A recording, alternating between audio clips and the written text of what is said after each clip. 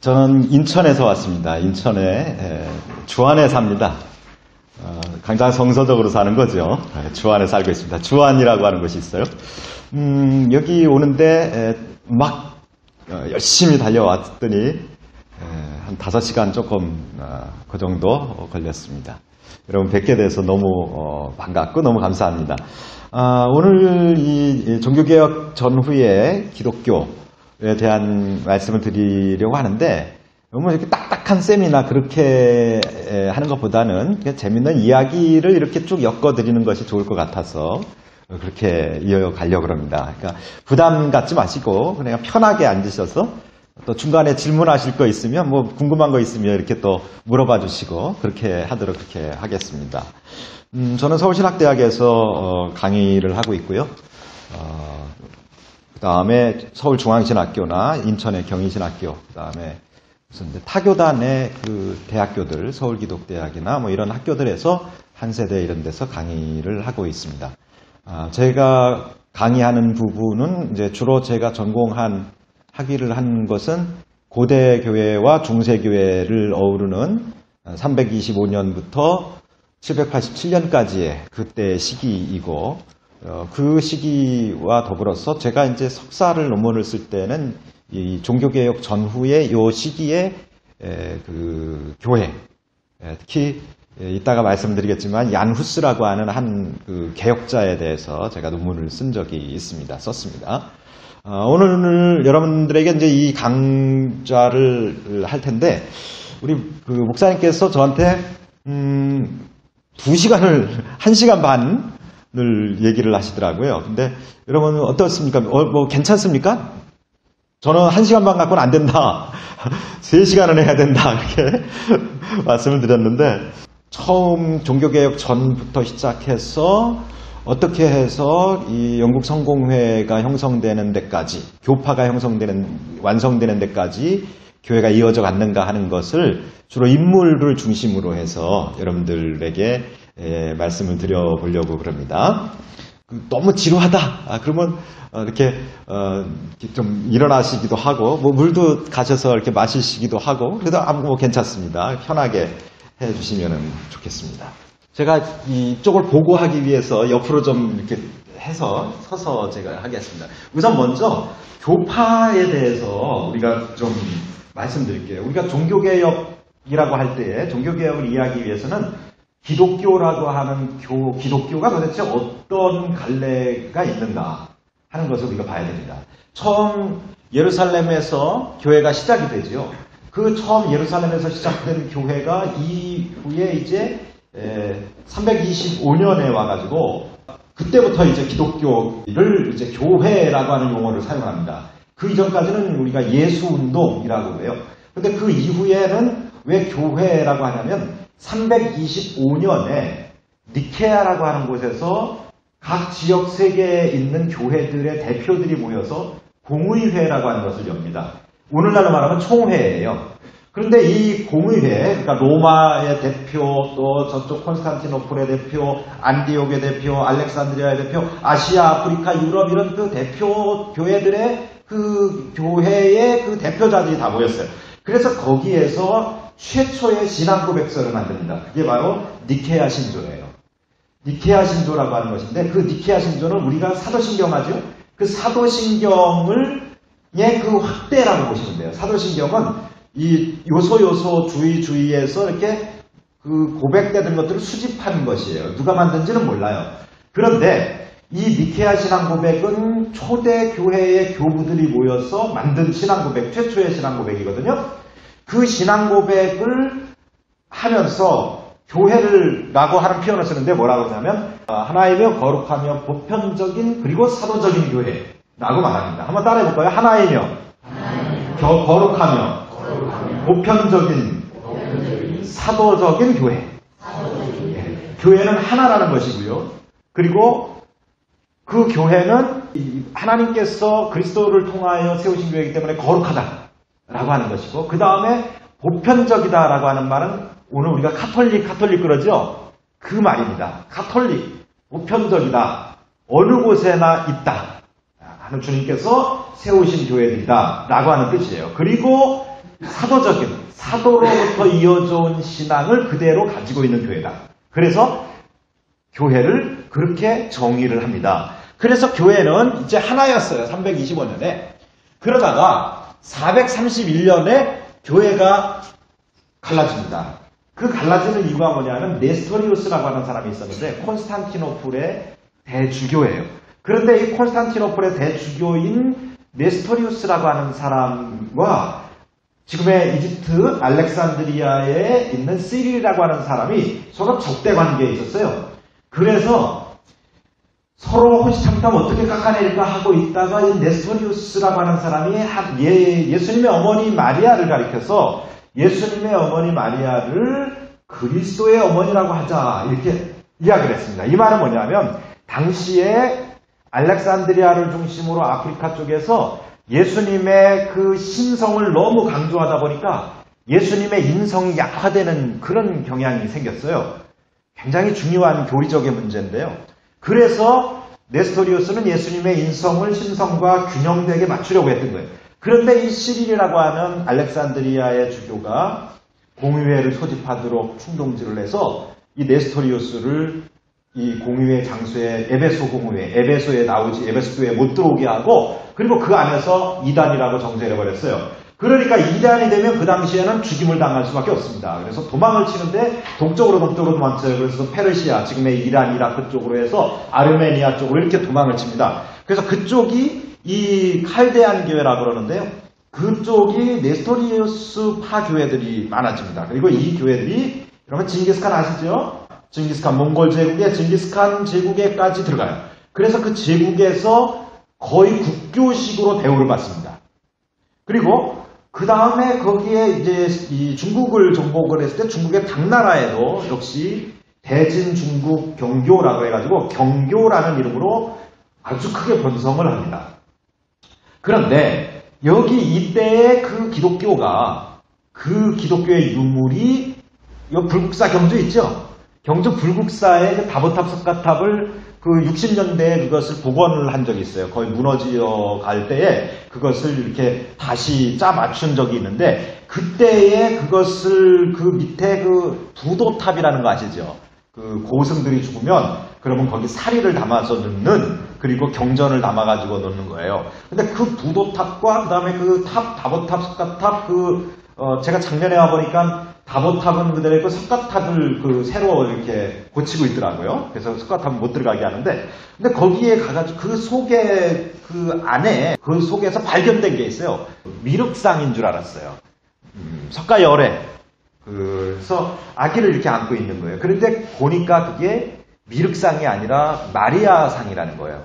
마리아가 아기 예수님을 안고 있는 그런 예수님의 인성을 강조하는 그런 네스토리우스 쪽, 그러니까 페르시아 사람의 그 의상을 연구해 보니까 페르시아 의상이라는 거죠.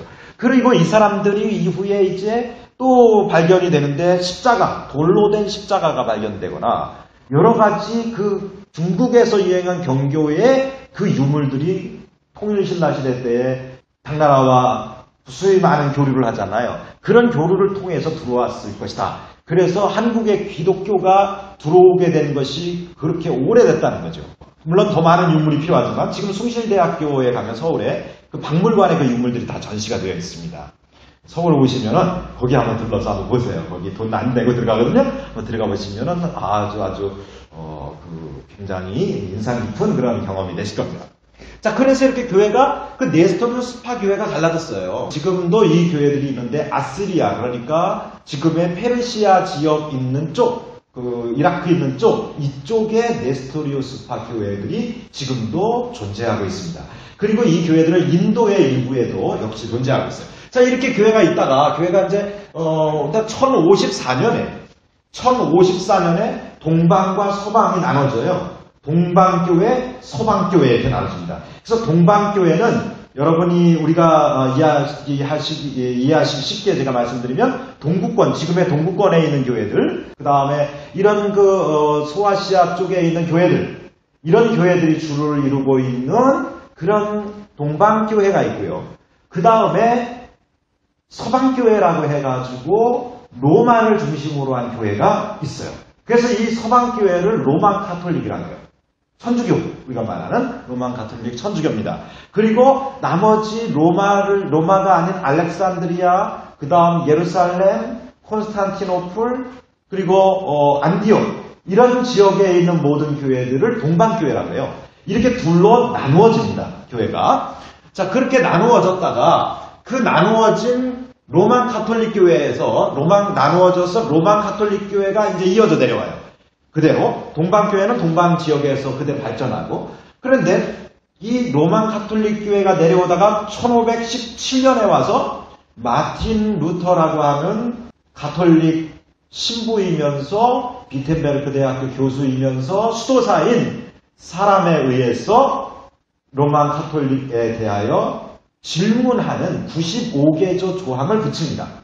그것을 말하자면 그걸 이제 일반적으로 목사님들이 얘기할 때는 비텐베르크 대학, 이따가 다이럼에 보여드릴 겁니다. 그 비텐베르크 대학 그리고 그 성당의 문에다가 붙였다 이렇게 얘기를 해요. 근데 95개의 조항을 묶으면 이만큼 됩니다. 엄청나게 커요. 그걸 거기다 붙일 수 있는 건 아니고, 그럼 무슨 얘기냐면 그것을 당시에 마인츠라고 하는 지역, 독일 마인츠의 대주교 그리고 교황청에다가 이런 것들은 성경에서 잘못된 겁니다 라고 하는 것을 보내는 거예요.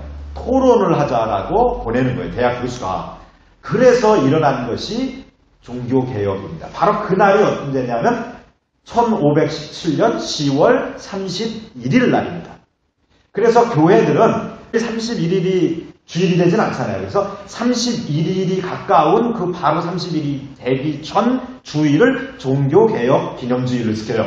그래서 지난 주일이 종교개혁 496주년 기념주일이었어요. 여러분들은 이 아주 정확한 날짜에 종교개혁 기념 강좌를 여러분이 들으시게 되는 거예요.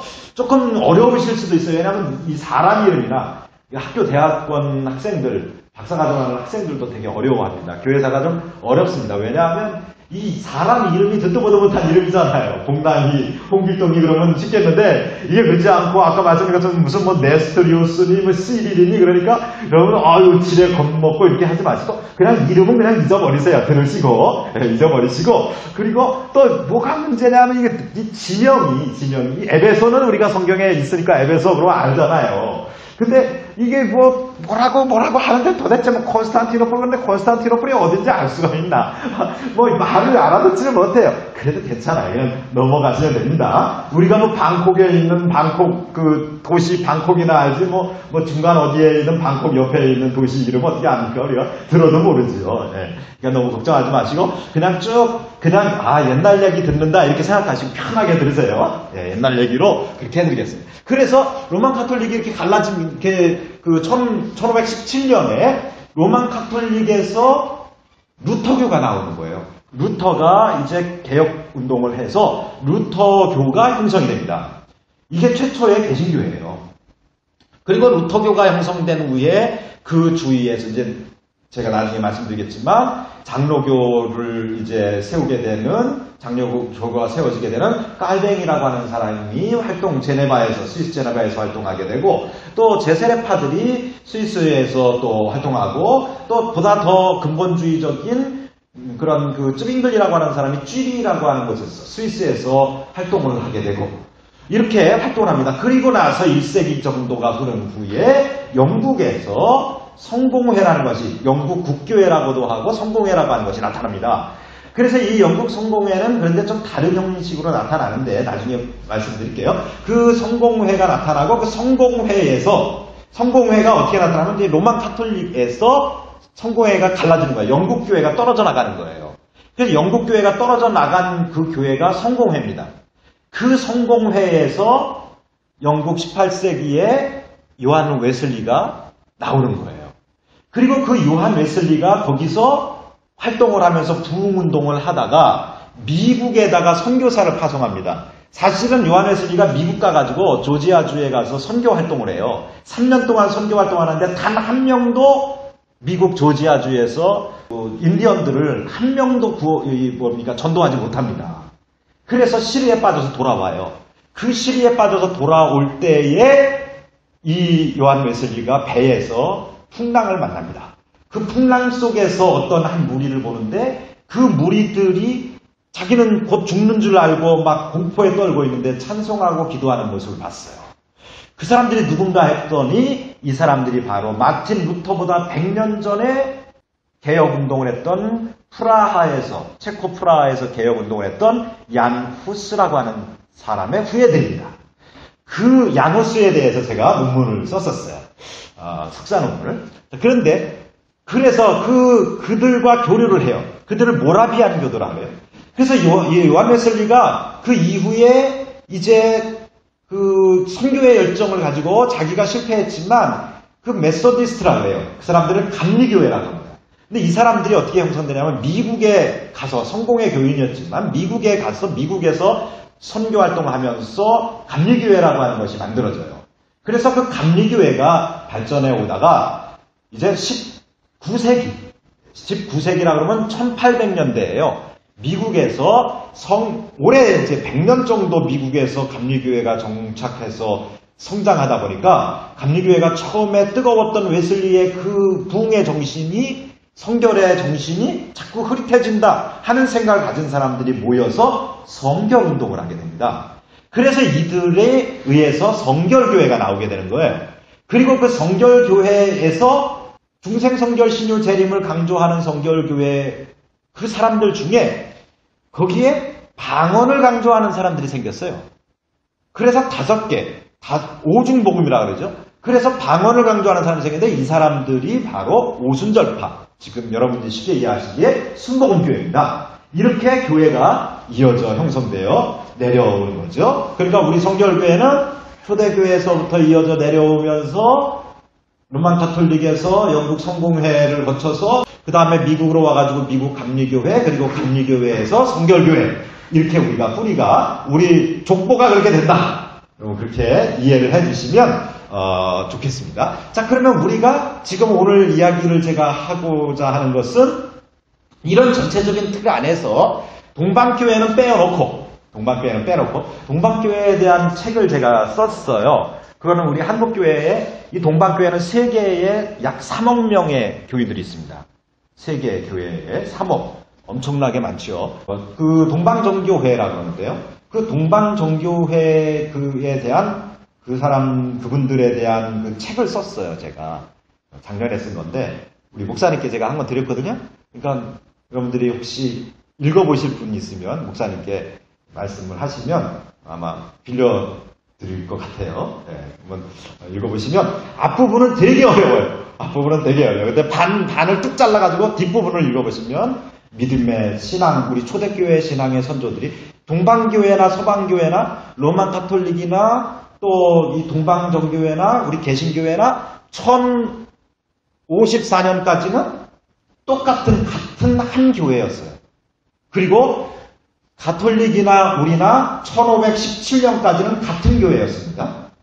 그렇게 이해를 하시고 그 초대교회를 이야기하는 내용이니까 여러분들 한번 보시면 그 초대교회의 신앙의 선조들이 어떻게 살았는가 하는 것을 알 수 있을 것 같아요. 책은 그 초대교회는 그렇게 보시고 오늘부터 내일까지는 제가 이 로만 카톨릭과 우리 개신교가 달라지게 되는 1517년을 중심으로 특별히 1517년이라면 16세기인데요.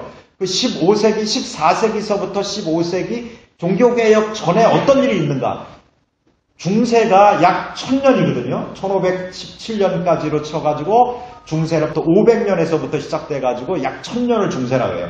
중세의 후기, 그러니까 약 6세기에서부터 시작해가지고 약 12세기까지는 제해놓고 13, 14세기, 15세기 이때의 종교개혁에 가까운 그 시기서부터 시작해서 어떻게 해서 종교개혁이라는 것이 나올 수 있었느냐라고 하는 것을 쭉 이어가려고 해요.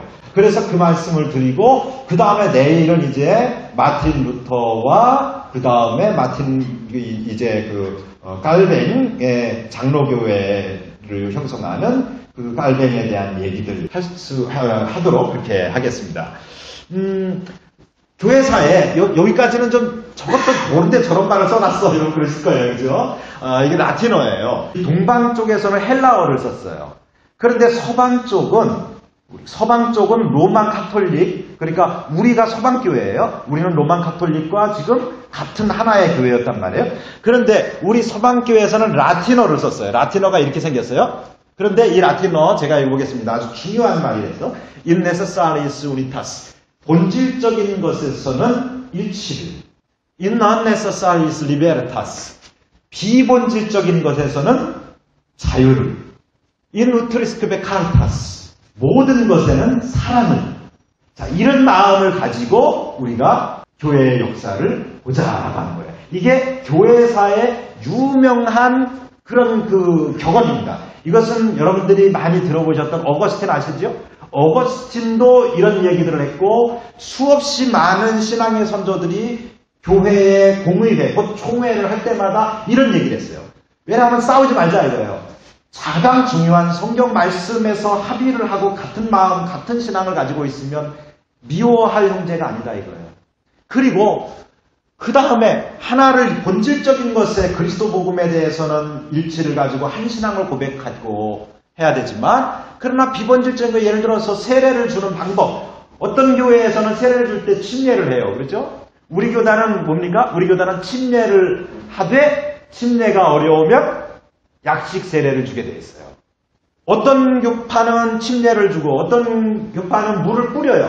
그죠? 이렇게 뿌립니다. 어떤 교파는요, 미국의 어떤 교파는 여러분 스프레이 있잖아요. 스프레이 이렇게 머리 파마하신 분들 머리 이렇게 할 때 뿌리고 하잖아요. 그것처럼 물을 뿌려요. 이렇게. 그런 경우도 있고 이만한 그 도자기에다가 물을 담아가지고 대야를 놓고 머리 이렇게 내리면 거기다가 이렇게 쏟아 붓는 그런 경우도 있어요. 세례의 방법은 다 달라요. 그러나 그것이 본질적인 것이 아니라는 거예요.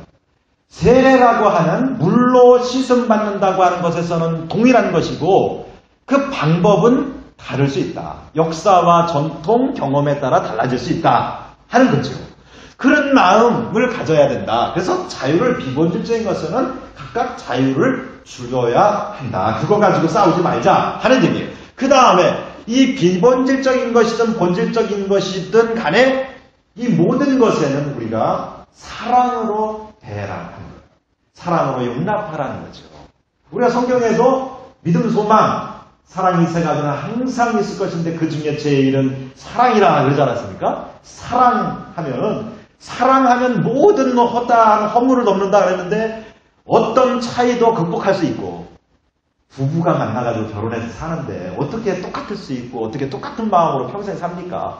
서로 20년 거의 30년 요즘은 30년도 넘잖아요. 그죠? 35년 오늘 보니까 정원관 씨 그 소방차가 39살인데 49살인데 결혼하더라고요. 49살 49년 동안 따로 생활했는데 그 49년 동안 산 그 사람의 마음을 어떻게 그 이해를 할 수 있겠어요. 다 다르지요.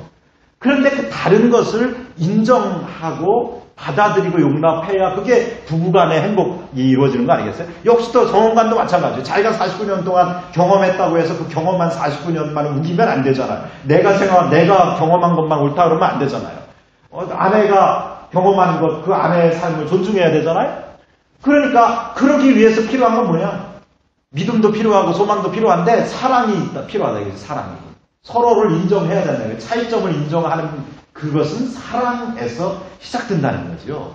이 교회사에 유명한 이런 격언이 있습니다. 그래서 여러분들이 이 마음을 가지고 우리가 신앙적인 본질에서는 일치를 가지고 본질적인 것에서는 하나가 되어야 되고 우리 모든 교회는 어떤 전통, 어떤 경험, 어떤 모습을 가지고 있든지 간에 본질적인 면에서는 일치되고 하나가 되어야 되고 그리고 각각 경험에 따라서 다른 것은 용납되어야 되고 그리고 그것은 바로 사랑이라고 하는 것으로 어떤 경우든 사랑이라는 것으로 우리가 대해줘야 한다.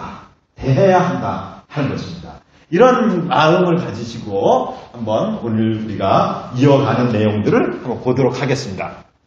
종교개혁 전야에 어떤 일이 있었느냐? 첫째, 1054년에 아까 말씀드린 것처럼 동서방교회가 분리됐어요. 나중에 자세하게 하나씩 볼 겁니다. 그리고 그 다음 1095년에서부터 1270년에 7차례의 십자군 전쟁이 있습니다. 십자군 전쟁 들어보셨죠? 십자군 전쟁? 자, 십자군 전쟁이 있어서 교회가 십자군 전쟁에 완전히 실패했어요. 그리고 십자군 전쟁을 통해서 너무나 많은 나쁜 짓을 했어요. 그래가지고 교회가 사람들로부터 그 권위를 인정받지 못하게 되는 거예요. 더군다나 십자군 전쟁에다가 교회가 온 전심전력을 쏟다 보니까 교회의 힘조차 완전히 쇠잔해져 버렸어요. 그런 일들이 생기게 됩니다. 자, 교회는 분열됐지요. 전쟁으로 인해서 교회가 사람들로부터 관심 밖으로 되었지요. 또 교회 자체의 힘이 잃어버렸어요. 그런 와중에 또 12세기에 리옹에 페트로스 발두스라고 하는 사람이 있었는데 이 사람이 개혁운동을 해요. 그래서 이제 이 사람의 개혁운동과 더불어 일어났던 또 하나의 프랑스 쪽에 운동이 있었는데 이단운동이 또 하나 있었어요. 이단운동은 이제 카타리파라고 하는 이단인데 공교롭게 우리가 성결교회잖아요. 근데 이 카타리라고 하는 말이 바로 성결이라는 뜻이 있어요. 성결파 운동이 일어났어요. 근데 이 성결파 운동은 오늘 우리들의 성결파 운동과는 전혀 다른 성결파예요. 이 사람들은 뭐냐, 너무 성결을 주장하다가 뭐 했냐면 육체는 악한 것이다. 그래서 이 육체는 악하다는 말은 초대교회에서부터 이어져 온 이단 중에 하나거든요. 영지주의라고 해요. 영은 선하고 육체는 악하다. 그러니까 육체를 재생산해내는 것은 죄를 재생산하는 것이다. 그러니까 결혼하면 안 된다. 결혼하는, 그러니까 암놈과 순놈이 교접하는 것들을 먹어서도 안 된다. 그래가지고 그 육식도 안 하고 이러는 아주 철저히 금욕적인 그런 단체가 있었어요. 이 사람이 이 단체가 카타리파인데 이 카타리파는 교회의 제도적인 당시에 교회의 제도 자체를 다 거부하고 자기들끼리 그 지도자 세워가지고 자기들끼리 예배하고 그런 사람들이 있었어요. 이런 이단들이 프랑스 남부 지역 알비스라고 하는 곳에서 준동합니다. 그래서 이 사람들 때문에 종교 재판, 이제 종교 신문이 일어나는 거예요. 이단 신문이 일어나서 이단 재판이 막 일어나거든요. 근데 이때에 프랑스 리옹의 페트로스 발두스라고 하는 사람은 전혀 다른 형태의 개혁운동을 합니다. 그렇게 되니까 이 사람도 역시 이 리옹의 그 발도파 사람들도 역시 카타리파와 더불어서 도매금에 그냥 다 이단으로 몰려가지고 엄청나게 많은 사람들이 죽임을 당합니다. 이런 개혁운동에 막 흐름이 나타난 거예요. 이거 무슨 얘기냐면 지금 강고한 중세 로마 교회에 대한 도전하는 무리들이 서서히 생겨나고 있다라고 하는 거예요. 이전에는 생각조차 못한 그런 일들이 생겨나고 있다 하는 것이죠. 자, 그런 와중에 가톨릭 내에 지롤라모 사보나롤라라고 하는 피렌체 아시죠? 피렌체? 이탈리아의 피렌체? 프로렌스라고도 하고 이탈리아의 피렌체의 시장이었던 사람이 하나 있었는데 이 사람이 교회 개혁에 대하여 막 강력하게 부르짖어요. 그러다가 이 사람이 로마 가톨릭에 의해서 화형을 당합니다. 가톨릭 안에서. 그 다음 아까 말씀드린 것처럼 이런 일들이 일어나니까 교회 입장에서는 교회를 지키기 위해서 이단들을 분쇄해야 될 필요성 때문에 종교재판을 열게 돼요. 그래서 종교재판, 종교신문청이 여기저기 생기는데 스페인에 제일 먼저 생겼어요. 그래서 스페인에서 제일 많은 사람들이 죽습니다. 유대인들이 거의 대부분의 유대인들이 쫓겨나거나 죽임을 당하고 그 다음에 그리스도인들도 마찬가지로 그 모함을 받는 사람들은 대부분 다 죽임을 당했어요. 엄청나게 많은 사람들이 죽임을 당하는 그런 일들이 벌어지게 됩니다. 종교재판이라고 하는 것이 있고 그 다음에 이런 와중에 설상가상 왕과 교회가 힘이 약화되고 있잖아요. 지금. 그러니까 국왕이 교회의 권위를 넘보게 되는 거예요. 그래서 국왕과 이 서로 권위를 가지고 싸워요. 그래서 교회의 성직자를 세우는 데에 국왕이, 왕이 내가 세우겠다 이렇게 돼버리는 거예요. 그러니까 교회 쪽에서는 교회라고 하면 지금은 이제 교황입니다. 로마는 로마이기 때문에 로마의 교황이 어떻게 생각하겠어요? 그건 있을 수 없는 일이잖아요. 신성모독이잖아요. 그러니까 파문시켜요. 파문시키니까 국왕은 어떻게 하겠어요? 이것 봐라. 힘도 없는 게 어디다 까불어? 하고 무력으로 치겠죠. 이런 일들이 계속 벌어집니다. 이게 서인권 논쟁이라고 하는 거예요. 그래서 결국은 이제 이런 논쟁이 막 벌어지고 그러다 보니까 교회는 약할 대로 약해지고 교회가 국왕에 의해서 교황이 교황이 납치가 되는 거예요. 교황청이 어디 있습니까? 지금 이탈리아에 있는 바티칸에 있잖아요. 근데 그 교황청을 갖다가 어디로 이 프랑스에 있는 아비뇽이라고 하는 곳에다가 교황청을 따로 둬요. 그 따로 교황을 뽑습니다. 그래서 교황이 둘이 생겨요. 그렇게 되니까 이런 교황이 둘이 생겼다는 건 교회가 분열됐다는 거잖아요. 그 분열되니까 힘이 약화되니까 약화된 틈을 타서 세속 국왕이 교회를 자꾸 간섭하고 들어오게 되는 거죠. 그래서 이때를 가리켜서 교황청의 아비뇽 유수다 혹은 교황청의 바벨론 포로다 그렇게 이야기를 합니다. 약 70년간 이 교황청이 지금의 그 이탈리아 쪽에 있는 바티칸이 아니라 프랑스의 아비뇽에 있었던 적이 있습니다. 자, 이렇게 하니까 교황청이 둘로 나눠졌잖아요. 그래서 둘로 나뉜 걸 하나로 또 모아야 되잖아요. 그래서 이걸 해결하기 위해서 회의를 소집하자. 공의회를 소집하자. 옛날에 보니까 325년부터 보니까 787년까지 교회는 문제가 생길 때 이단들이 생기거나 어떤 교회가 갈라지는 문제가 생겼을 때에 모여서 이들이 우리가 뭐 했느냐 우리가 회의를 해가지고 하나가 되었다. 그러니까 공의회를 열자라고 하는 얘기를 평신도들이 하기 시작했어요. 평신도 지도자들이. 그리고 라인강 유역에 옛날에는 성직자들을 중심으로 수도사들이 있었는데 그리고 서품을 서원, 종신서원을 하고 수도하는 수도자들이 있었는데 이제는 자기의 직업을 가지고 있으면서 수도 생활하는 사람들이 있어요. 직업을 가지고 일하다가 특별한 경우에 모여서 가서 봉사 헌신하고 특별히 뭐 한 달이면 한 달, 일주일이면 일주일, 기도원 가서 기도하고 우리 식으로 말하면 이렇게 하는 그런 경건운동 그룹이 생겼어요. 이 사람들을 새로운 경건운동이라고 해요. 이것을 좀 어려운 말로 디보치오 모데르나라고 하는 유명한 교회사의 그 고유 명사입니다. 새로운 혹은 근대의 경건운동. 수도원운동과는 다른 형태의 수도원운동이다 이거예요. 그런 운동이 있습니다. 그러면서 이 사람들이 공의회를 열자고 주장을 해요. 그걸 개혁공의회라고 해요.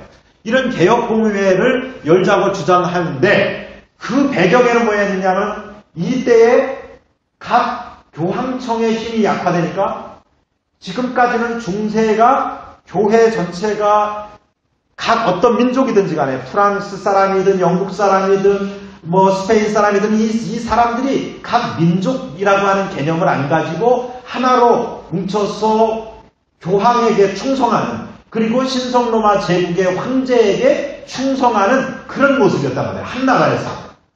그런데 십자군 전쟁을 통해서 나갔다 보니까 외국은 그렇게 살지 않거든요. 그러니까 우리는 우리대로 살자. 우리끼리 살자. 하는 생각들을 하게 되는 거예요. 그리고 이 시기에 중요한 사건이 일어나는데 르네상스라고 하는 운동이 일어납니다. 이 르네상스는 이 사람들이 십자군 전쟁을 통해서 외국, 특히 동방 지역의 문물을 보게 된 거예요. 그리고 받아들여서 그 르네상스 운동, 문예부흥이라는 것을 하게 되는데 그러면서 사람들이 각성되기 시작했어요. 깨어나기 시작했어요. 그래서 이들이 각각 민족의식을 갖게 된 거예요. 아까 말씀드렸던 것처럼 이 프랑스의 교황청이 아비뇽에 있게 되는 것도 바로 이런 이유 때문이에요. 민족의식 각자 우리는 프랑크족이야. 우리는 앵글로색슨족이야. 우리는 부르건디족이야. 로마 사람들. 부건족이야. 우리는 무슨 족이야. 이렇게 고트족이야. 불가리아나 이런 사람들. 또 스페인이나 이런 사람들. 이렇게 각각 종족의식이 나타나게 된 거예요. 민족의식이. 그러니까 민족의식이 나타나면 어떻게 됩니까? 갈라질 수밖에 없게 돼요. 갈라질 때에 이 각각의 민족들은 자기들을 지지하는 사람을 지지하겠죠. 이런 와중에 종교개혁이라고 하는 것이 일어날 수 있는 중요한 모습이 나타나는데 여기에 중요한 참 어려운 얘기인데 이건 이따가 그냥 넘어갈 텐데 스콜라 철학이라고 하는 게 아주 중세를 아주 선명합니다. 근데 이 스콜라 철학이라고 하는 것의 아주 핵심을 말하면 이성을 중시하는 거예요. 이성. 개개인의 이성을. 그러니까 이전에는 하나님의 말씀이다 하면 교회에서 한마디 하면 전부 아멘 하고 따랐단 말이에요. 근데 이제는 이성을 중시하는 사람들이 힘을 얻게 됐어요. 그래서 야 이성적으로 생각해봐라. 그게 맞는 말이냐. 해가 지나가다가 해야 멈춰라. 그러니까 해가 딱 멈췄다. 그게 있을 수 있는 일이냐? 경험해봤냐? 그런 일 있었냐? 없다. 성경에 대해서 혹은 어떤 절대적인 권위에 대해서 의심을 품는 사람들이 생겼단 말이에요. 의심을 품는 사람들. 그래서 그런 사람들이 모여가지고 그런 사람들이 이제 학교를 세웁니다. 이 학교를 가르쳐서 이 사람들이 이제 대학을 세우는데 그게 파리 대학, 옥스퍼드 대학, 월요메아 대학, 그 다음에 체코의 그 프라하에 있는 프라하 대학. 이런 대학들이 생기는 거예요. 중세, 지금으로 말하면 최고의 대학들이죠. 이런 대학들이 생겨요. 그러면 이 대학들에서는 뭐 하겠어요? 공부하겠죠. 여기서 공부한 석학들이 뭘 공부하느냐? 아까 제가 라틴어를 읽어드렸죠? 라틴어를 공부하고. 근데 라틴어가 옛날에는 고급 언어이기 때문에 귀족들만 읽을 수 있었고 성직자들만 읽을 수 있었어요. 그런데 이 사람들이 라틴어를 배우게 되니까 라틴어로 성경을 읽기 시작했어요. 읽어보니까 교회가 지금 하고 있는 것이 잘못 가르치고 있다 하는 것을 알게 된 거예요. 그래서 이 사람들이 경건 운동을 일으키게 되는데 아까 말씀드린 그런 디보치오 모데르나라고 하는 민중 경건 운동이라고 하는 것이 일어나게 됩니다. 그래서 고위층들은 스콜라, 근데 그 스콜라 철학자들에 의해서 그 스쿨, 여러분 우리 학교를 스쿨이라고 그러잖아요. 그죠? 이 스쿨이라고 하는 것이 그래서 시작이 되는 거예요. 자, 그런 다음에 이런 속에 아까 말씀드리는 르네상스, 곧 이 르네상스라고 하는 말이 뭡니까? 예술, 문학과 예술, 그래 문예 붕이라고 그러잖아요. 문학과 예술에 대한 중흥운동이 일어났어요. 왜 그러냐면 르네상스가 왜 일어나냐면 아까 말씀드린 것처럼 이 사람들이 십자군 전쟁을 통해서 원정을 나갔다가 오면서 동방의 문물을 보고 배웠어요.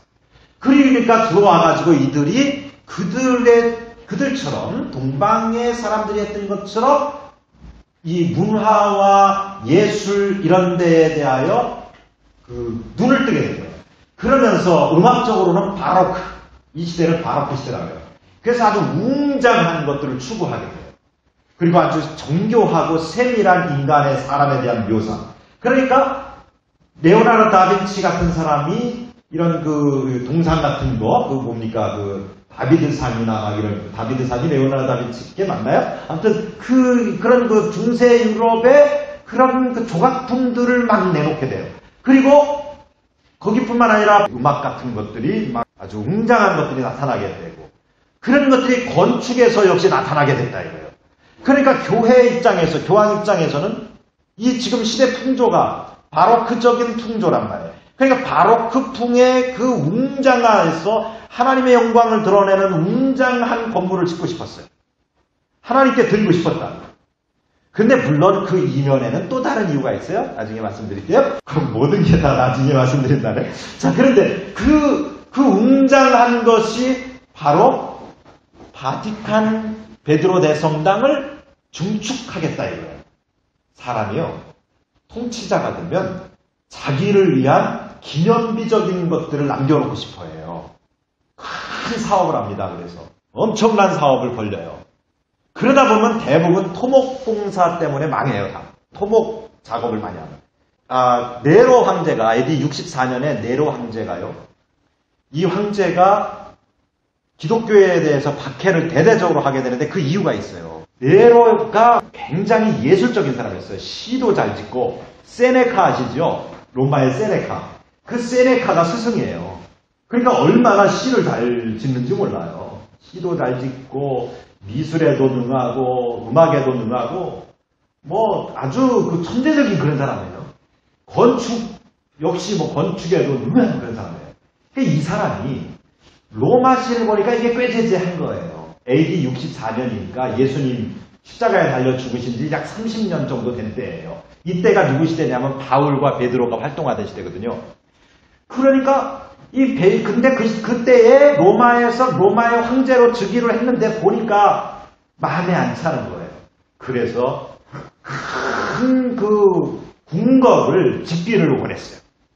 헤롯 대왕이 궁궐을 졌듯이 헤롯 궁을 졌듯이 자기는 그보다 더 큰 걸 짓고 싶었어요.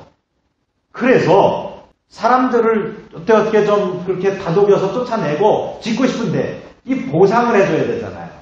그렇지 않겠어요? 사람이 살면 어디 야 니네 저기 가서 살아. 그리고서 보상금을 줘서 보내야 되는데 이게 돈이 국고로 다 해결할 수 없는 거예요. 그걸 다 해주자니, 다 돈을 줘서 보내자니 쉬울 수가 없는 거예요. 그래서 고민을 하는 거예요. 고민을 하다가 불을 질러버립니다. 밤에. 불을 질러버렸는데 여기가 빈민촌이에요. 로마시 외곽에. 빈민촌이란 말이에요. 거기는 유대인들이 많이 살고 그 다음에 가난한 사람들이 많이 사는데, 근데 불을 질러버리니까 이 불이 어떻게 바람이 거꾸로 붙어가지고 로마 시내가 다 타버렸어요. 그 사람들이 어떻게 했어?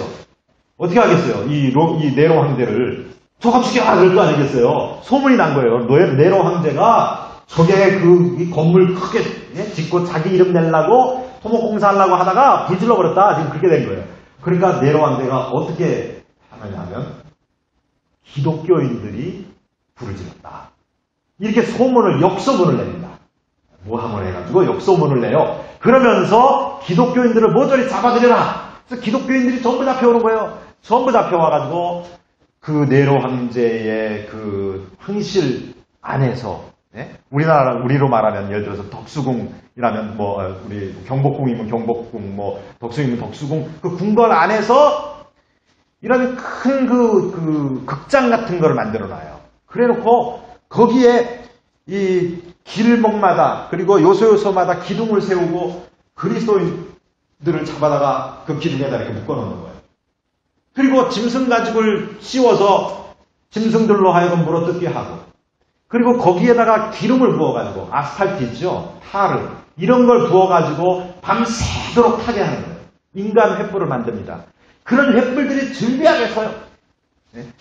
그러니까 그 궁궐이 아주 밝아지죠. 거기서 서커스, 그 다음에 검투사의 경기, 그 다음에 동물들 간의 경기, 이런 것들을 하는 거예요. 마차 경주 이런 거를. 그 그리스도인들이 그게 횃불이 되는 거예요. 여러분 생각해 보세요. 예수님께서 너희는 세상의 빛이다. 연결되십니까? 고난, 참으로 그리스도 신앙 하나 때문에 나는 예수만 믿는다, 나는 예수가 왕이다 라고 하는 오직 예수에 대한 신앙 하나 때문에 그들은 그리스도의 말씀처럼 세상의 빛이 되어 그렇게 죽어갔어요. 믿음이라고 하는 것은 그렇게 장엄한 것입니다. 여러분, 지금은 우리가 사는 시대에는 예수 믿는다는 것 때문에 죽임당하는 경우는 우리나라에서는 별로 없어요. 그런데 지금도 파키스탄이나 이런 나라들, 그 다음에 저기 아프가니스탄이나 이런 나라, 페르시아나, 그러니까 이란 이런 나라에서는 지금도 예수 믿는다는 것 때문에 옥에 갇혀서 있고 지금도 죽어가는 사람들이 많잖아요. 북한도 마찬가지잖아요. 중국도 마찬가지고. 우리의 신앙은 하나님 예수 그리스도를 보내신 아버지 하나님에 대한 우리의 절체절명의 그런 각오를 가진 신앙이에요. 이런 신앙이 옅어졌어요. 언제? 바로 이 종교개혁 전야에. 왜 옅어졌을까요? 지금까지 본 이런 사건들 때문에 옅어졌어요. 그런데다가 르네상스라고 하는 그런 그 사회적 분위기와 더불어서 교회 안에서는 그런 운동이 일어났다 했죠. 예배당을 막 짓는 붐이 일어난 거예요.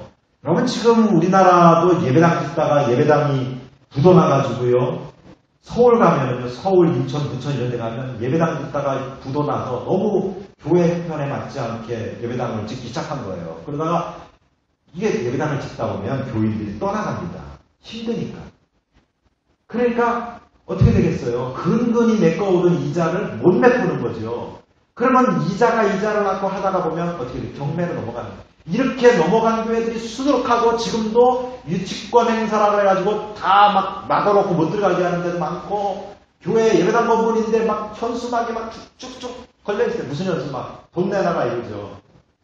그런 거 세상에 빛이 아니라 이건 뭐예요 이거는. 참 수치스러운 그런 일들이 많이 벌어지고 있어요.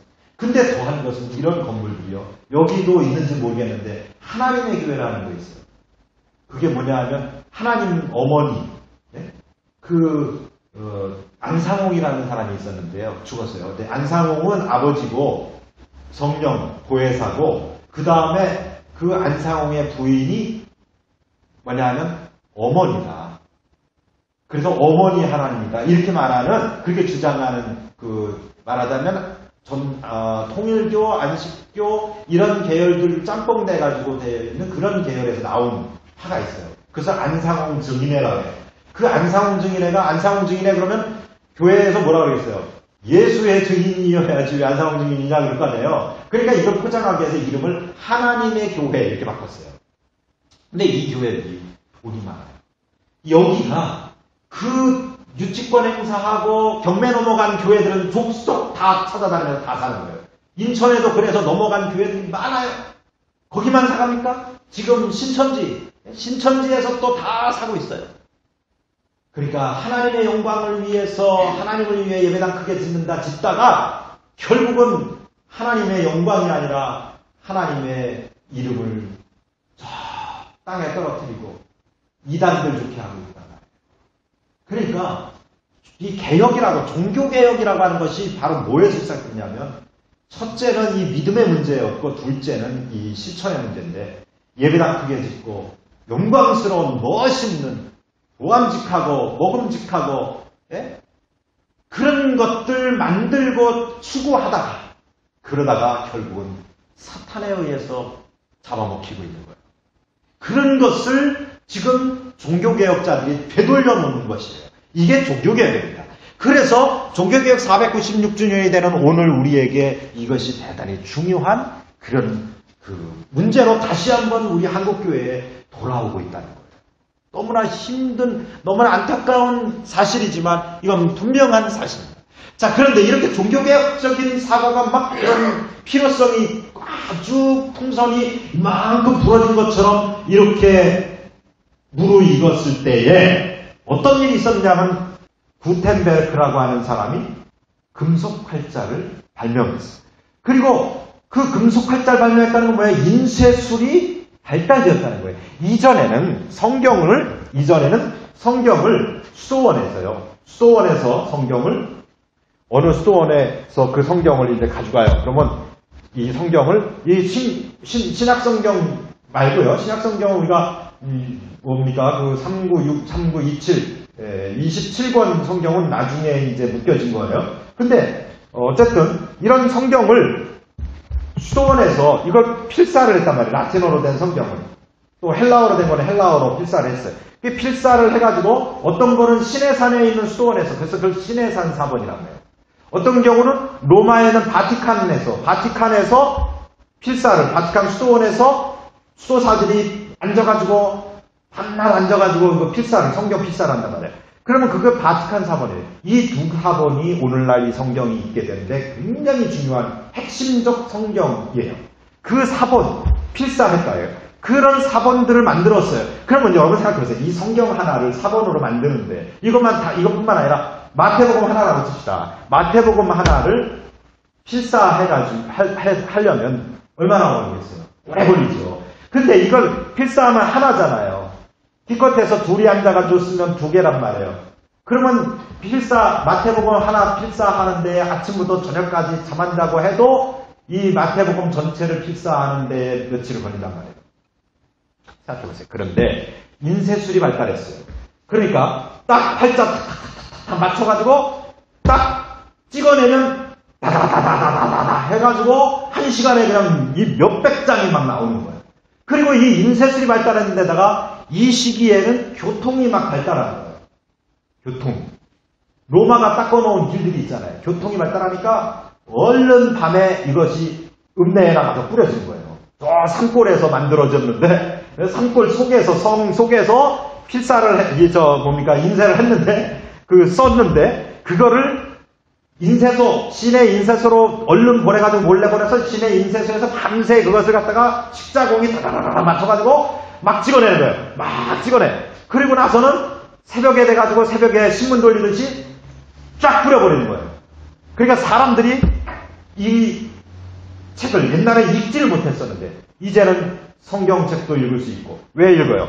이때 중요한 일을 하는데 개혁자들이 성경을 라틴어로만 읽어야 되고 라틴어 이외에는 번역조차 못하게 성경 번역하면 허용시켰어요. 그런데 이 개혁자들이 죽음을 무릅쓰고 성경을 자국어로, 아까 민족의식에 대두됐다 했잖아요. 자국어로 성경을 번역을 하는 거예요. 자국어로, 자기 나라 말로.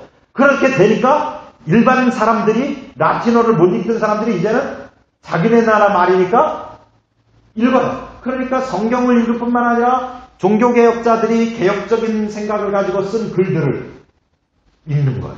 읽어보면 사람이 어떻게 되겠어요? 가슴이 뜨거워지겠죠. 동조하는 사람들이 생기겠죠. 급속하게 퍼져버리는 거예요. 이전에는 종교재판이라고 그래가지고 그런 사람이 있다 그러면 얼른 가서 하나 잡아들이면 됐는데, 아니면 적어도 한 그 주위에 있는 몇 명만 잡아들이면 됐는데, 이거는 잡아들일 수도 없어요. 하룻밤새에 온 동네가 물들어버려. 그러니까 종교재판 해가지고 이제 끌어들여가지고 잡아가지고 할 방법이 없게 된 거예요. 손 쓸 수가 없게 되는 거예요. 그래서 종교개혁이라고 하는 것이 성공할 수 있게 되는 겁니다. 자, 뭘 말하는 겁니까? 하나님께서 종교개혁이 일어나기까지 이 수많은 모든 역사적 사건들을 지금 섭리하여서 이끌어가고 있다는 거예요. 교회의 개혁을 향해서 끌고 가고 있다는 거죠. 자, 또 우리가 지금 아까 성경 번역한 얘기를 했습니다. 자, 그 다음에 이제 이런 글들을 가지고 읽은 사람들이, 이 사람들이 어떤 사람들이냐면 주로 글을 읽을 수 있다, 책을 살 수 있다라고 하는 것은 이 시기까지는 아직 돈 있는 사람들이에요. 부자들. 돈이 없으면 이 종이를 살 수가 없어요. 책을 살 수가 없어요.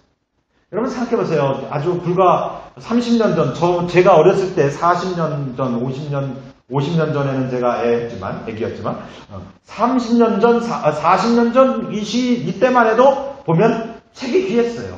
책이 귀했다고요. 책 자체도, 여러분 생각해보세요. 그 공책도 마찬가지죠. 연필로 글을 쓰면 찢어지잖아요. 찢어지고 종이가 질도 안 좋고. 책 자체도 그렇고. 책도 많지 않았습니다. 그래서 책을 빌려서 읽고, 대부분 서점 같은 데서 많이 살 수도 없고 돈도 없고 그런 모습이었잖아요. 근데 이 시기는 오죽하겠어요. 이 시기에는 책은 보물이었어요. 책 하나를 가지고 있다라고 하는 것은 오늘날 다이아몬드가 갖고 있는 것과 같이 이거는 굉장한 학식 있는 자요, 부자였단 말이에요. 그런데 어떻게 해서 이 사람들이 이런 걸 가지고 있냐, 이 가진 사람들이 십자군 전쟁 나갔다 오고 하면서 문물을 받아들이면서 그들이 또 탈취해온 것들이 있어요. 탈취해온 것들을 교환하면서 팔기 시작했어요. 그러면서 이들이 돈을 벌어요. 돈을 벌면서 중산계급의 이제 성장이 가져오게 된 거예요. 이렇게 돈을 번 사람들, 이런 사람들이 이 책을 사서 읽었어요. 그 돈으로. 그러니까 책을 사서 읽으니까 이 사람들이 책을 사서 읽고 각성돼요. 각성된 이 사람들이 종교개혁자들의 그 생각에 동조하게 되죠. 왜? 읽고 배웠으니까 동조하게 돼요. 그러니까 이 사람들이 이제는 교회, 그 다음에 국가의 그 절대 권위에 순종하던 사람인데 그러지 아니하고 개혁자들에게 이제 마음이 끌리고 그들 편에 서게 된다. 그리고 돈이 있으니까, 이전에는 돈이 없으니까 돈 받기 위해서 주군에게 충성했는데 이제는 그게 아니라 돈이 있으니까, 내가 돈이 있으니까 내가 주군이 되려고 해. 그러니까 군웅할거하는 거예요. 순추제국 시대처럼. 그러면서 저마다 영주들이 자기들 나름대로의 권력을 형성하게 돼요. 자기 따르는 무리들을 데리고. 그리고 이 사람들이 개혁자들을 지원하게 됩니다. 그 대표적인 사람이 바로 프리드리라고 하는 사람이에요. 이 프리드리라고 하는 사람이 루터를 옹호하고 숨겨줌으로 결국은 루터가 종교개혁에 성공할 수 있게 되는 이런 좋은, 아주 멋진 역사가 일어나게 된다라고 하는 겁니다. 자, 그러면 이런 전체적인 것인데 이것을 지금까지 말씀드린 것을 간단하게 중요한 부분 한번 포인트를 짚으면서 한번 넘어가겠습니다. 동서방교회가 분열이 됩니다. 여러분 이거 보시면은 이 오른쪽, 왼쪽은요 로마에 지금 교황이 있는 바티칸이에요. 바티칸의 성 베드로 성당입니다. 저기에서 교황이 말하자면 이제 서거하거나 이번에는 이제 은퇴를 해가지고 새로운 교황이 됐잖아요. 그 교황을 뽑는 투표를 저기 시스티나 성당 저기서 해요. 저 시스티나 성당에 들어가면 천장 벽화가 천장에 이렇게 천지창조 그림이 있어요. 네, 그러니까 저쪽이 로마 서방교회고 오른쪽은 좀 뭐냐, 콘스탄티노플에 있는 성 소피아 성당이라는 거예요. 성 소피아 성당인데 저게 누가 지었냐면 유스티니아누스라고 하는 동로마 황제가 지었는데요. 이 유스티니아누스 황제가 저걸 짓고서 뭐라 그랬냐면 솔로몬이요, 내가 당신을 이겼구나. 그렇게 얘기할 정도로 지은 거예요. 웅장하게 지었죠. 그만큼, 근데 저게 어디냐면, 터키에 가시면은 이스탄불에 있어요. 거기가 콘스탄티노플이거든요. 그 이스탄불에 있는데, 저게 너무 웅장하고 그 안이 너무 멋있어요. 너무 거기 안에 예수님의 지금까지 알려져 있는 저게, 그러니까 200년대니까요.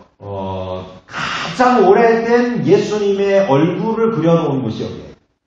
저 안에. 근데 저기에 가면은 셀주크 투르크 그 이슬람족이 8세기, 9세기에 콘스탄티노플로 침입해 들어와가지고 콘스탄티노플이 결국은 이제 12세기쯤에 멸망을 하게 되거든요. 그런데 그때에 이 교회를 무너뜨리질 않았어요. 너무 찬란한 유산이어서. 그래서 그리고 뭘 했냐면은 그 대신에 안에 있는 교회 안에 있는 성화들을 그거를 이콘이라는데 성화들을 전부 그 회반죽으로 다 칠해버렸어요.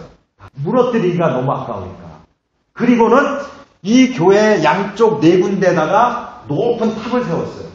그걸 미나레트라고 하는데요. 거기에 그 이슬람교의 목사, 그를 이맘이라고 하는데요. 그 사람이 거기에 때마다 올라가서 이슬람권에 가면 여러 텔레비전 같은 데 보면은 뭐 하면서 뭐 이렇게 그 온 마을이 울리는 소리 내잖아요. 그게 뭐냐면 이슬람교 경전에 있는 아즈안이라고 하는데요. 그 시예요, 시. 우리 말하면 시편. 이거를 외우는데 거기에 뭐냐면 알라는 유일하신 하나님이시다 이러면서 하는 그 내용이 있어요. 알라는 유일하신 하나님이시고 마호메트는 유일한 그가 보내신 유일한 선지자다 라고 하는 그런 내용이에요. 그 내용을 계속해서 읽는 거예요. 그것이 이제 그 네 개의 그 첨탑을 세웠어요. 그래서 여러분들이 텔레비전이나 어디나 보면은 다 그렇게 네 개의 첨탑이 서 있는 것이 보일 거예요. 근데 787년 제7차 공의회 이후 분열의 조짐이 보이기 시작했어요. 그럼 787년에 무슨 일이 있었냐? 교회 안에 그림을 그리느냐 마느냐, 혹은 교회에서 성화를 사용하느냐 마느냐. 성화 뒤에 보시면 성화가 있잖아요. 그런데 저 성화를 교회에서 없애버려야 된다. 이런 주장이 나타났어요. 왜 그런 주장이 나타났느냐? 이슬람교가 발흥하면서 이슬람교가 이 교회 권역을 침입해 들어오면서 그 이슬람교의 영향이에요. 이슬람교는 모세 오경을 그대로 받아들이거든요. 그러면서 이슬람교는 하갈 있죠, 하갈. 이스마엘 하갈, 그리고 무함마드. 이렇게, 무하메트라고 그러잖아요. 이렇게 하나님의 역사가 일어난다고 생각해요. 근데 우리 기독교는 어디예요? 누구예요? 이스마엘이 아니라 누구예요? 이삭, 그죠? 그리고 뭐 이삭, 아브라함까지는 다 같아요, 저기들이. 이슬람교도 마찬가지예요. 근데 이삭, 그리고 이렇게 내려오다가 예수, 이렇게 가는 거잖아요, 우리는. 그래서 이거 달라져요. 그런데 이 성화를 갖다가 교회에서 아까 말씀드린 것처럼 저거를 점령해가지고 다 치르쳤잖아요. 그런 것처럼 교회, 제1계명과 2계명을 어떻게 해석했냐면 저 성화를 숭배한다고 생각한 거예요. 그래서 교회에서도 안 된다. 이 성화, 이거는 무상숭배다 해갖고 다 없애자고 하는 운동이 일어났어요. 그것을 성상파괴 운동이라고 하는데요. 이것 때문에 787년에 교회가 모여서 이 문제를 해결하기 위해서 회의를 합니다. 근데 이런 회의를 하는 와중에 다마스커스가 어딥니까? 성경에 다메섹 있죠? 바울이 그리스도인들을 잡아 죽이려고 오다가 다마스커스로 오다가 다메섹으로 오다가 꼬꾸라져서 예수님 만나가지고 완전히 변하잖아요. 그 다마스커스의 궁정 관료였었어요. 그 사람이 있었는데 이 사람이 그리스도인이에요. 다마스커스의 요한이라고 하는 사람인데 이 요한이라고 하는 사람이 이것은 이 이콘이라고 하는 그 이콘이라고 그러거든요. 그러니까 성화는 숭배하는 것이 아니라 성화는 하나님께 우리가 예배하는 창이다. 성화를 통하여 성인들의 모습을 보면서 믿음을 가지고 그리스도를 보는 것이고 그리스도께 예배하는 것이지 성화 자체를 예배하는 게 아니다. 이런 주장을 하면서 787년에 공의회가 열리는데 제1차 공의회가 열렸던 바로 그곳 니케아에서 공의회가 열립니다. 그래서 공의회가 열려서 여기에서 이 성화는 예배를 우리가 예배를 드리는 것이 아니라 성화를 예배하는 것이 아니라 뭐 하는 것이다? 성화는 통해서 마땅한 주님께 드릴 존숭을 하는 것이고 존경을 하는 것이고 그리고 예배하는 것은 오직 하나님께만 예배하는 것이다 라고 하는 것으로 교회 안에서의 성화 사용을 용인하는 거예요. 허락이 됐어요. 이제. 그런데 이 문제로 교회 안에서의 성화 사용에 있어서 어떤 문제가 생겼냐면 동방교회에서는 동방지역에서는 아까 4개의 구역이라고 했죠. 동방지역에서는 이 성상 입체상이요. 여러분 천주교회 가시면은 딱 처음에 들어가면 문 열고 들어가면 뭐가 있어요? 저쪽에 동상 같은 데 하나 이렇게 만들어 놓고 거기에 성모 마리아 상이 서 있다고요. 그리고 그러면 사람들이 거기 가서 성모 마리아 상 앞에서 기도를 하죠. 이렇게 하면서 기도를 하죠. 묵주 기도도 하고 성모 마리아에게 바치는 기도 뭐 이런 기도도 해요. 근데 이게 성모 마리아 상을 같은 그런 입체상을 세워요. 서방은. 근데 동방은 안 된다. 그건 우상 숭배다. 이런 입장을 취해요. 그러면 이 프레스코나 이런 벽에 그린 그림들 그런 저런 그림들 있죠. 2차원적인 것은 괜찮다. 그런데 이 3차원의 상을 만드는 것은 우상 숭배다. 동방은 그렇게 주장을 하게 되고 서방은 아니다. 이 상도 그 우리가 7차 공의회 때 이야기했던 그 맥락에 같이 있다. 이렇게 생각하게 되는 거예요. 그래서 분열의 조짐이 점점 이제 생겨나기 시작했다 하는 겁니다. 자, 그러면 표면적인 이유로 보면 동서로마가 우선 분리가 돼요. 동로마, 서로마가 분리되는데 서로마 제국이 이미 476년에 멸망을 하거든요. 게르만족에 의해서. 그러고 나서 그 명맥만 유지되고 그러나 동방 지역의 동로마 제국은 그대로 유지가 되어 왔어요. 그런데 그것과 함께 동방은 헬라어, 언어가 헬라어를 쓰는데 서방 지역은 라틴어를 써요. 그러니까 언어가 다르니까 서로 소통이 안 되잖아요. 말이 소통이 안 되잖아요. 소통이 안 되니까 오해가 많이 생길 것이고 그러니까 싸우게 되는 거예요. 다음에 신학적으로도 보면 동방 지역은 하나님과의 만남, 하나님과의 합일 이런 것들을 중요하게 여겼어요. 그런데 서방 지역에서는 그런 것보다는 어떤 것을 요구했냐면 법적인 것, 하나님께 대한 예수 그리스도를 죽게 하신 그분에 대하여 그분을 만족시키기 위한 내 죄를 어떻게 내가 내 죄를 하나님에 의하여 하나님을 만족시켜서 죄를 깨끗이 할 것이냐 이런 법적인 생각을 많이 했어요. 법적인 생각을. 그래서 동방지역 교회를 요한처럼 요한 같은 교회라고 해요. 동방지역 교회. 요한. 사도 요한이요? 사랑의 상징이잖아요. 근데 이 서방은 바울 교회라고 해요. 바울은 굉장히 법적이잖아요. 성경에 보면 만일 우리가 우리 죄를 자백하면 저는 미쁘시고 위로우사 우리 죄를 사하시며 모든 불의에서 우리를 깨끗게 하실 것이요. 뭐 하면서 그 어떤 법적인 것들을 자꾸 얘기해요. 철학적인 그런 얘기를 한단 말이죠. 자, 그 다음에 예수님을 볼 때의 차이가 있어요. 동방에서는 성육신 하신 예수님을 강조해요. 성육신 하신 예수님. 근데 서방에서는 십자가를 강조해요. 고난을 강조하고 그렇습니다. 자, 그 다음에 성육신 하신 예수님의 부활을 강조해요. 동쪽에서는, 동방교회에서.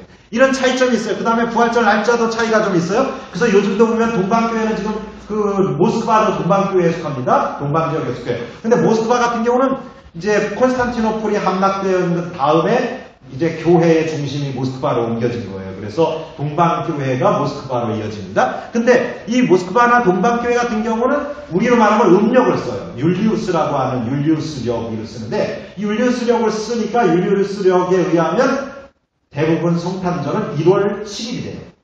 근데 우리 서방 쪽에서는 12월 25일이죠. 그래서 부활절 날짜가 또 다르다라고 하는 점에서 좀 차이가 있고 성화에 대해서 아까 말씀을 드렸어요. 차이가 있다. 그 다음에 마리아에 대해서 서방에서는 서방교회 로마 쪽에서는 마리아가 예수님을 잉태할 때에 하나님께서 그 순간에 예수님께서 딱 잉태되는 순간에 특별한 섭리를 통해서 은혜를 주셔서 그 순간에는 잉태해 있는 순간 동안에는 마리아는 죄 없어졌다. 이렇게 주장을 한 거예요. 마리아를 너무 높이다 보니까. 그 다음에 그 마리아가 나중에는 승천했다. 하나님의 부르심을 받아서 승천했다 이렇게 주장을 하게 된 거예요. 근데 동방에서는 아니다. 바로 우리 개신교인들이 생각하는 것과 똑같이 생각하는 거예요. 마리아에 대한 마땅한 존숭을 해야 돼. 이건 루터도 마찬가지고 깔뱅도 마찬가지고 요한 웨슬리도 마찬가지고 다 마찬가지예요. 마리아, 성모 마리아, 예수님의 어머니에 대하여 마땅히 존경하고 존숭해야 돼요. 그런데 마리아가 흠이 없이 예수님을 가뒀다든지 혹은 승천했다든지 이런 건 성경에 없는 얘기다. 그러니까 성경에 없는 얘기 하지 말아라. 솔라 스크립투라. 오직 성경만으로 얘기해라. 이렇게 주장을 하게 되는 거죠. 근데 동방도 역시 마찬가지입니다. 그 다음 성만찬에 있어서 약간의 차이가 있었어요. 성만찬은 성만찬의 포도주를 동방에서는 줘요. 동방교회에서는 어떻게 성만찬을 하냐면 동방교회 성만찬을 보면 이 컵이 있죠. 잔이 있어요. 잔에다가 포도주를 붓고 거기에 숟가락으로 빵을 이렇게 떠가지고 이렇게 다 잘라놔요. 그래서 그 빵을 떠서 피에 적셔서 이렇게 줘요. 이건 뭐냐면 예수님의 신성과 인성의 일치를 얘기하는 거예요. 그렇게 주는데 이 서방교회 로마 카톨릭에서는 이 성만찬의 이 떡을 갖다 어떻게 생각하냐면 축성을 신부님이 이렇게 축성 기도 우리는 이제 성만찬 기도라고 그러죠. 성만찬 기도 혹은 성령 인재 기도라고 하는 성만찬 하기 전에 하는 기도 있잖아요. 기도를 하면 이제 그게 뭔가 피로 실제로 바뀐다는 거예요. 그걸 화채설이라고 해요. 화채설. 실제로 몸이 된다 이거예요. 그래서 화채설이니까 이 예수님의 몸이니까 얼마나 중요합니까? 그러니까 이 예수님의 몸인데 이 몸은 떨어뜨리면 죽으면 돼요. 그런데 이 피는 여기 보세요. 여기에 예수님의 포도주가 이제 피가 됐어요. 근데 축성하기 전에는 그냥 포도주예요. 근데 포도주가 축성했어요. 그런데 포도주를 여기서 받는데 너무 이 주님의 피를 내가 받는다는 감격에 달달달달달 그러다가 딱 받았는데 이게 달달달달 하니까 어떻게 되겠어요? 쏟아지겠죠? 쏟아졌어요. 그러면 이거 주워 담을 수 있어요? 없어요? 떨어지는 순간 이 카페 속에 스며들어 버리겠죠. 방법이 없는 거예요. 그러면 여기에 기생충이 와서 이걸 먹고 쥐새끼가 와서 이걸 핥아먹고 그럴 수 있잖아요. 그죠? 신성모독인 거예요. 그리스도의 피를. 그러니까 차라리 이 교인들이 신성모독을 부집을 시간에라도 범하면 안 되니까 그걸 막기 위해서라도 이 포도주는 주지 말아라. 그 대신 특별한 경우에는 성탄절이나 어떤 1년에 한두 번 정도는 주지 말아라. 이렇게 주장하고 떡만 주는 거예요. 그래서 오늘날도 웬만하면 다 떡만 줘요. 그리고 결혼식 할 때 신랑 신부에게는 피도 주기는 하지만 근데 제2차 바티칸 공회 1965년 이후에는 로마 카톨릭 교회가 많이 바뀌었어요. 옛날 잘못된 교리들 많이 바꾸고 그런데 이 중세 후기에 이때 그 잘못된 교리들 근데 어쨌든 근데 동방에서는 이걸 다 준단 말이에요. 그리스도의 몸과 피를 다 주는데 서방에서는 이거를 안 줘요. 그런데 여기에 대해서 아까 이야기 잠깐 언급했던 얀 후스라고 하는 체코의 개혁자를 이걸 줘야 된다는 거예요. 피를. 왜 예수님의 몸과 피를 같이 먹어야지 성경에 보면 예수님이 내 피를 먹고 마시는 자는 그러면서 이것 받아 먹어라. 이것은 너희를 위하는 내 몸이다. 그렇게 말씀하셨고 받아 마셔라. 이것은 너희와 맺는 언약의 피다. 이렇게 말씀하시면서 이것을 행하여 나를 기념하라. 여기 기념은 좀 다른 의미예요. 이것을 행하여 나를 회상해라. 나를 재현해라. 이런 여러 가지 의미 있어요. 그렇게 말씀을 하셨는데 왜 피는 안 주느냐? 줘야 된다라고 생각하게 되는 거예요. 여기에 후스의 제자들이 양성 성찬론자들이라고 해가지고 이 사람들이 이 두 가지를 예수님의 몸과 피를 같이 줬어요. 이들의 후예가 아까 말씀드린 요한 웨슬리가 만났던 그 바다의 광풍 속에서 만나서 그들이 그 속에서도 죽음을 두려워하지 아니하고 찬송하며 기도했던 모라비안 교도들입니다. 그 후예들인 거예요. 그렇게 이런 차이가 표면적인 차이들이 있었고 또 빵에 있어서 동방은 이 빵을 카스테라 있죠. 우리 여기 언양교회는 어떤 거 사용하십니까? 카스테라. 카스테라를 쓰고 근데 서방교회는 카스테라를 안 쓰고 누룩 없는 것. 그죠? 부풀리지 않는 것을 납작한 걸 준단 말이에요. 자, 그건 왜 그렇게 됐느냐? 어떤 차이냐? 이것이 6월절 것이냐 아니냐는 거예요. 6월절은 뭐예요? 이스라엘 백성들이 애굽에서 도망한 거잖아요. 자, 그러면 애굽에서 도망할 때, 6월절 때는 어떻게 했어요? 이 이스트 넣어가지고 부풀릴 만한 시간이 있었을까요? 없지요. 그러니까 6월절 때는 뭐 하겠어요? 부풀리지 않고 옛날에 밀가루 연탄 두꺼비집 그 위에다가 딱 붙여가지고 구워 먹듯이. 그런 거 구워 드셔보셨습니까? 저는 구워 먹어봤는데. 그렇게 해먹는 거예요. 그러니까 이 이스트를 넣어가지고 부풀릴 시간이 없어요. 그런데 다른 그 6월절 기간이 아닐 때에는 이거를 부풀려서 먹었다는 거예요. 그러니까 예수님의 그 6월절 성찬을 어떻게 해석하냐면 예수님께서 십자가에 달리시기 전에 성만찬 하잖아요. 발 씻겨주면서. 그때 그날이 어떤 날이냐? 6월절이냐 아니냐? 6월절 전이냐 아니면 6월절이냐? 요거에 따라서 해석이 다른 거예요. 그래서 서방교회에서는 6월절 식사다. 그러니까 빵에 이스트를 넣으면 안 된다 해서 그렇게 먹고, 동방에서는 아니다. 그건 6월절 전 식사다. 이렇게 주장을 하게 된 거예요.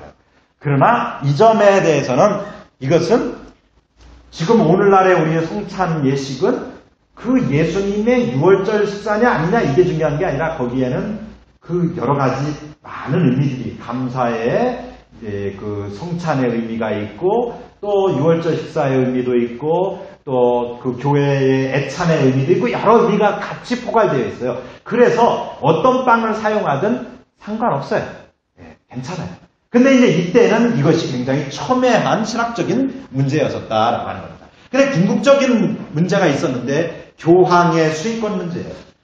로마 쪽에서는 로마의 대주교인 교황이 하나님께서 로마의 대주교인 교황에게 천국의 문을 열쇠는 주셨다. 이렇게 주장한 거예요. 그래서 모든 대주교, 콘스탄티노플, 안디옥, 예루살렘, 이런 모든 교회의 다른 대주교들보다 로마의 대주교가 최고의 힘을 가지고 있고 수익권을 가지고 있다라고 주장을 하게 된 거예요. 하나님께서 로마의 주교에게 열쇠를 주셨다고 그렇게 주장을 했어요. 그럼 왜 그렇게 주장했느냐? 왜 그렇게 말을 했느냐? 아까 네로 황제의 박해를 얘기했죠? 그 네로 황제의 박해 때에 베드로와 바울이 순교합니다. 베드로가 잡혀서 순교를 로마에서 순교하게 되고 바울이 잡혀서 로마인 지금의 그 터키 지역 인근에서 그가 목이 잘려서 순교하게 되거든요. 그러니까 로마에서 로마 교구에 속해 있는 그 바울과 베드로가 순교했기 때문에 하나님께서 예수님께서 베드로에게 내가 네게 천국문을 여는 열쇠를 주겠다 그랬잖아요. 그러니까 그것이 그 후예들인 우리들에게 전승되어 간다. 이것을 사도 전승이라고 해요. 이 전승이 물리적으로 되어간다. 이렇게 주장을 하는 거예요. 그러니까 동방에 있는 다른 교회 지도자들은 성경에 어디 그런 얘기 있냐? 거기에서 말하는 것은 교황이라고 하는 대주교. 그러니까 내가 이 반석 위에 내 교회를 세우리니 음부의 권세가 이기지 못하리라고 할 때 내가 이 반석이라고 하는 말은 베드로라고 하는 말이 반석이거든요. 베드로. 근데 헬라어로 가만히 보면요. 페트로스예요. 페트로스. 그럼 남성, 헬라어는 남성, 여성, 중성, 명사가 이렇게 나눠져요. 우리가 좀 이해하기 어려운 얘기죠. 근데 어쨌든 근데 페트로스 남성 명사. 그러니까 베드로를 말하는 거예요. 그런데 예수님이 말씀하실 때 내가 이 반석 위에 라고 할 때는 내가 이 베드로 위에라고 로마는 이야기를 하는데 베드로가 아니라 페트로스가 아니라 내가 이 페트라 위에 이렇게 돼 있어요. 페트로스가 아니라 페트라. 그건 뭐냐면 페트라는 뭐냐면 바위를 말해요. 그냥 바위. 근데 이 바위는 예수님 말할 때 이 바위는 뭘 말하면 앞에서 말한 주는 그리스도시요 살아계신 하나님의 아들입니다. 신앙 고백이에요. 그러니까 이 신앙 고백을 하는 자에게 예수님께서 천국의 문을 여는 열쇠를 준다라고 하신 것이지 그런 것이지 이 로마의 그 베드로에게 주시고 베드로의 후예에게 주신 것이 아니다라고 주장하게 됩니다. 여기에 대해서 동방 쪽은 베드로라고 하는 그것이 신앙 고백이다. 우리 개신교인들처럼 그렇게 말하는 것이고 로마 쪽에서는 로마의 주교이다라고 그렇게 주장하게 되는 겁니다. 한 가지 더 보면 신학적인 중요한 문제가 있는데 아까 325년에 니케아 신앙 고백이라는 것이 있었다고 했어요. 니케아 신부. 이 니케아 신앙 고백에 보면 성부, 성자, 성령 하나님에 대한 고백이 있어요. 근데 우리 성령 하나님에 대한 고백에서 뭐라고 하면 성령이 어디서 오셨느냐라고 하는 얘기가 있어요. 그래서 성령은 성부로부터 나셨다.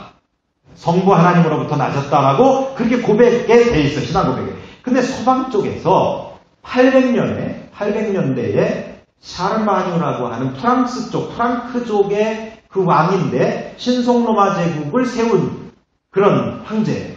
이 황제의 영향력에 의해서 거기에 성령은 성부로부터 나셨다. 그리고 아들로부터 나셨다. 라고 하는 그리고 아들로부터 라는 뜻의 필리오크베라고 하는 단어를 거기다 첨가를 해버렸어요.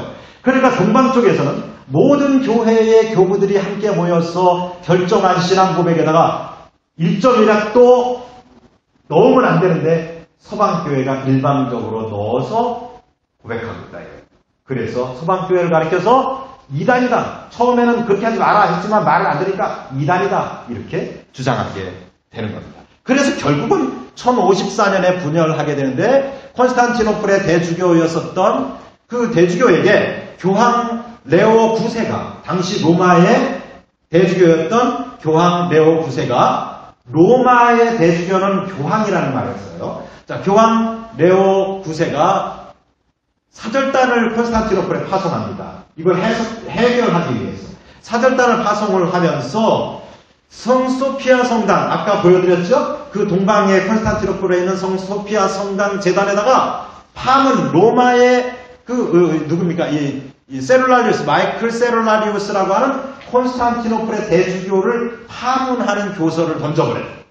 그러니까 이 콘스탄티노플에서는 교회의 대주교들의 이름을 교회의 옛날에는 교회 뒤에 이렇게 대리석으로 거기에다가 각 교회의 대주교들의 이름을 새겨놓습니다. 역대의 대주교들.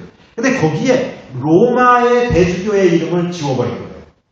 자, 그렇게 되니까 콘스탄티노플 대주교와 동방의 주교들이 로마의 교황을 이렇게 파문하게 되니까 로마 쪽에서도 역시 이 동방 쪽을 파문하게 되었어요. 그래서 결국은 갈라지는데 또 하나의 문제는 불가리아라고 하는 그런 민족이 동방 쪽에 속해 있다가 서방 쪽이 경제적으로 도움이 좀 될 것 같다. 그래서 서방 쪽으로 붙어요. 그랬다가 서방이 지원을 안 해주니까 이제 신생 독립국인데 지원을 안 해주니까 동방으로 다시 회귀를 합니다. 그래서 이런 복합적인 많은 문제들, 그 중에 제일 중요한 것이 아까 필리오크베라고 하는 그리고 아들로부터라고 하는 신앙 고백상의 문제, 그리고 이런 문제들로 인해서 다양한 문제들로 인해서 교회가 분열이 되었다. 이렇게 교회가 분열되었기 때문에 로마 교회가 이제부터는 이제 로마 교회 얘기를 제가 하게 될 텐데 내일 로마 교회가 이제 힘이 약화되고 그리고 그 로마 교회 안에서 다양한 여러 가지 문제들이 발생하므로 결국 교회의 이 분열의 역사가 그리고 종교개혁으로 이행되는 이런 문제가 나타나게 된다라고 하는 것입니다. 그러면 오늘 9시 1시간 반 우리 시작부터 됐는데 여기서 마쳐야 되겠죠? 우리가 이런 우리 신앙의 족보를 알고 신앙생활을 하는 근본 있는 족보가 없는 집안이 아니라 족보가 있는 집안은 어깨가 탁 펴지잖아요. 그죠? 족보가 있는 자손은 어깨가 탁 펴져. 우리 목사님은 어디 하십니까? 청주? 우리 할머니가 청주한 씨였는데 청주한 씨가 양반이에요. 우리 당신은 성결교회인데 어디서 난 성결교회예요? 그러면 얘기할 수 있어야 되잖아요. 그죠? 근데 엉뚱한 소리 하면 안 되잖아요. 우리 신앙의 흐름을 우리가 보는 겁니다. 지금까지는 갈라지기 전에 우리 신앙의 모습을 본 거예요. 우리 로만 가톨릭에 속해 있는 모습, 1054년 모습을 봤습니다. 자, 오늘 여기까지 하겠습니다. 자, 수고하셨습니다. 감사합니다.